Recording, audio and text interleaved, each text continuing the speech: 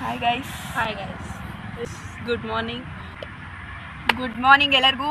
ಇವತ್ತು ನಮ್ಮ ಕೀರ್ತಿ ಬರ್ಡೇ ಇದೆ ಗೈಸ್. ಸೊ ನಾವು ಸೆಲೆಬ್ರೇಟ್ ಮಾಡ್ತಿದ್ವಿ, ನಾವು ಇಬ್ಬರು ಸೇರಿಕೊಂಡು ಈಗ ಒಂದು ಡೆಕೋರೇಷನ್ ಮಾಡ್ತಿದ್ವಿ. ಅದು ಏನು ಡೆಕೋರೇಷನ್ ಅಂತ ನೀವೇ ನೆಕ್ಸ್ಟ್ ನೋಡಿ. ಸೊ ಇವಾಗ ನಾವು ದೇವಸ್ಥಾನ ಕರ್ಕೊಂಡು ಬಂದಿದ್ದೀವಿ.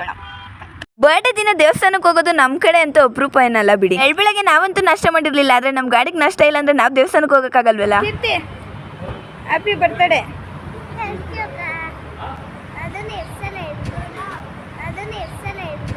ಬರ್ಡೇ ಬರೋದೇ ವರ್ಷಕ್ಕೊಂದ್ಸತಿ, ಅದನ್ನ ದಿನ ಪೂರ್ತಿ ಹೇಳೋದ್ರಲ್ಲಿ ಏನು ತಪ್ಪು.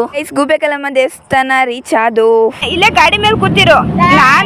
ನಾನು ಚೇತು ಹೋಗ್ಬಿಟ್ಟು ಮಾಡಿಸ್ಕೊಂಡ್ಬಿಡ್ತೀವಿ. ನನ್ನ ಬರ್ತಡೆಗೆ ನಾನೇ ಬಂದಿಲ್ಲ ಅಂದ್ರೆ ಏನು? ಭಾನುವಾರ ದೇವಿ ಅಲಂಕಾರನ ಕಣ್ ತುಂಬಿಕೊಂಡು ಪೂಜೆ ಮಾಡಿಸಿ ಅರ್ಚನೆ ಮಾಡಿಸಿ ನಮ್ಮ ಕೀರ್ತಿಗೆ ಇವತ್ತಿಂದಾದ್ರೂ ಒಳ್ಳೆ ಬುದ್ಧಿ ಬರಲಿ ಅಂತ ಅಂದ್ಬಿಟ್ಟು ಮನೆ ಕಡೆ ಹೊರಟು. ಮಧ್ಯಾಹ್ನದ ಬಿಸಿಲು ಮಾತ್ರ ಜೋರಾಗಿತ್ತು ಗೈಸ್, ಅದಕ್ಕೆ ಸುಸ್ತಾಗ್ಬಿಟ್ಟಿದೆ ಮನೆಗೆ ಬರೋ ಅಷ್ಟರಲ್ಲಿ. ಮನೆ ಸದಸ್ಯರೆಲ್ಲ ಏನು ಮಾಡ್ತಿದ್ದಾರೆ ನೋಡೋಣ ಬನ್ನಿ. ಗೈಸ್ ನಮ್ಮ ಅತ್ತೆ ಚಿಕ್ಕಮ್ಮ ಮಮ್ಮಿ ಎಲ್ಲ ಏನು ಮಾಡ್ತೀರಾ ಬನ್ನಿ ಕೇಳೋಣ. ಅತ್ತೆ ಏನು ಮಾಡ್ತಿದ್ದೀರಾ? ಬಿರಿಯಾನಿ ಮಾಡ್ತಾ ಇದೀವಮ್ಮ. ಅಲ್ಲಿ ಖಾಲಿ ತಟ್ಟೆ ಕೊಡಮ್ಮ. ಚಾಪ್ಸ್ ಈರುಳ್ಳಿ ಹಚ್ತಾ ಇದ್ದೀನಮ್ಮ. ಚಿಕನ್ ಚಾಪ್ಸ್ ಮಾಡಕ್ಕೆ, ನೀವು ರಸಂ ಮಾಡಕ್ಕೆ ಆ ಕಡೆ ಇಡಿ. ನಿಂತ್ಕೊಂಡು ನೋಡ್ತಿದ್ದೀರಲ್ರಮ್ಮ ಎಲ್ಲ ಮಾಡ್ತಿದ್ರೆ.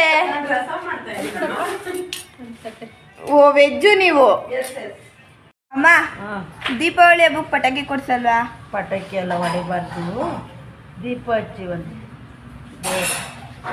ಡೆಕೋರೇಷನ್ಗಂತ ನಮ್ಮ ಮಾಮಂಗೆ ಹೇಳಿ ಬಲೂನ್ಸ್ ಮತ್ತು ಚಿನ್ನರಿನೆಲ್ಲ ತರಿಸ್ಕೊಂಡಿದ್ವಿ. ಅದನ್ನೆಲ್ಲ ಹಾಕ್ಬಿಟ್ಟು ಈಗ ಡೆಕೋರೇಷನ್ ಮಾಡಾಯಿತು. ಬರ್ತ್ಡೇ ಗಾಡಿ ರೆಡಿ ಆಗೋಷ್ಟರಲ್ಲಿ ನಾನು ನಮ್ಮ ಚೇತ್ ಹೋಗ್ಬಿಟ್ಟು ಎಲ್ಲರಿಗೂ ಊಟಕ್ಕೆ ಹೇಳ್ಬಿಟ್ಟು ಬಂದು ನೋಡ್ರೆ ನಮ್ಮ ಕೀರು ಹಿಂಗೆ ರೆಡಿ ಆಗೋಳೆ.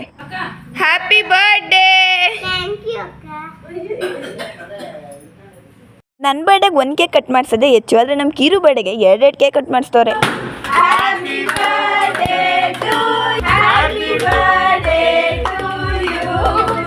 ಅಲ್ಲಿಗೆ ಬರ್ಡೇ ಸೆಲೆಬ್ರೇಷನ್ ಮುಗೀತು. ದೀಪಾವಳಿ ಹಬ್ಬನ ಎಲ್ಲರೂ ಸುರಕ್ಷಿತವಾಗಿ ಆಚರಿಸಿ ಅಂತ ಹೇಳ್ತಾ ದೀಪಾವಳಿ ಹಬ್ಬದ ಶುಭಾಶಯಗಳು.